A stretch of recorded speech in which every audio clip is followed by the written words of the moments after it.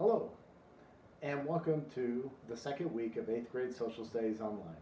Last week we learned about how the U.S. government tried to solve the issues of slavery through legislation, including the Missouri Compromise, the Compromise of 1850, and the Kansas-Nebraska Act of 1854. All three seemed to help, but only for a short time.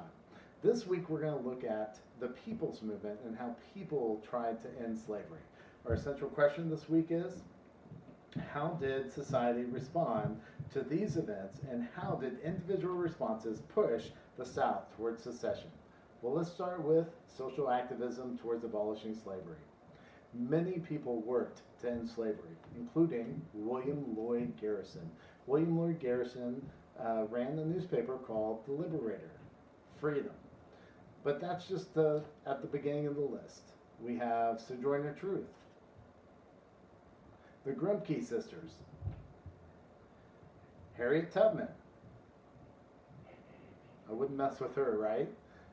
And Frederick Douglass. Now, Frederick Douglass is unique because he was a highly educated slave. When he escaped, he not only gave speeches and wrote articles, but he also worked with Abraham Lincoln during the Civil War. And then, of course, we have John Brown, Kansas's favorite. Kind of a scary guy.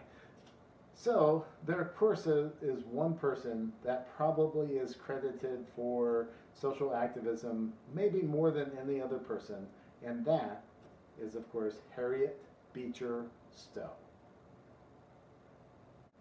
Harriet Beecher Stowe's book, The Uncle Tom's Cabin, was a book that was read all over the North, really all over the world, and it described the brutality of slavery and how slaves were treated no better than animals, in some cases worse. And then at the end, the kind old Uncle Tom that had been nothing but loyal to all of his owners was killed. So, as you can see, many people became very outraged with the idea of slavery. Matter of fact, at one point, when Harriet Beecher Stowe met Abraham Lincoln, he said to her, "So you're the little woman that wrote the book that started this great war." So really, when we think of social activism, we think of individuals being able to make a difference and change in society. So the last person we're going to talk about today is Dred Scott. Dred Scott was a slave of a doctor, and the doctor traveled to free states and stayed there for quite some time, and then moved back to slave states with Dred. And when the doctor died, Dred Scott sued for his freedom, under the idea that he had lived in free states, therefore he must no longer be a slave. He had sued and had gone all the way to the Supreme Court, and at the Supreme Court, it sounds like we have a live broadcast from the Supreme Court where Taney, the Supreme Court Chief Justice, will be reading his decision on the Dred Scott case. Let's break to that live. All rise.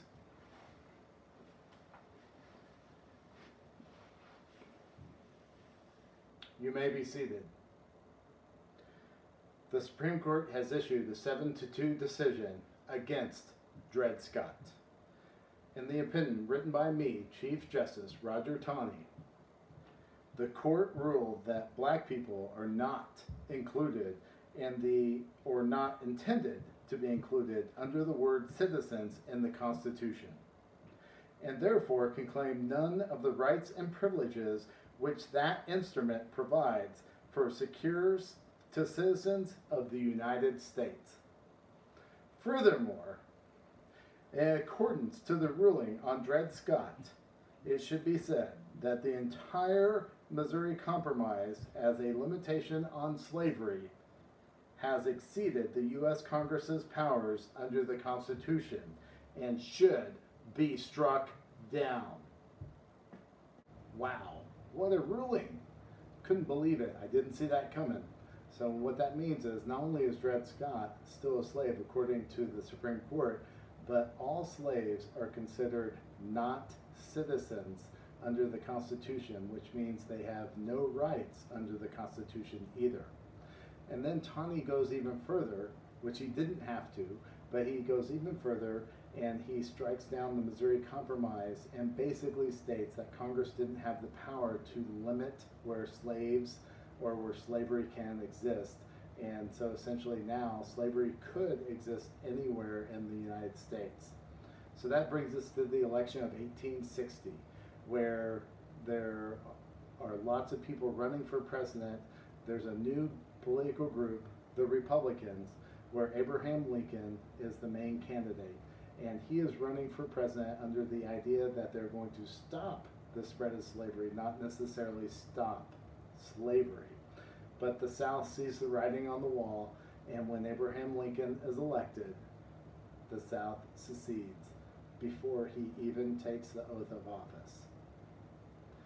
So that being said, there's some information on the next few slides that we want you to complete for us and read and learn more. And any of these things, there's lots of more information you can learn about as you dig deeper.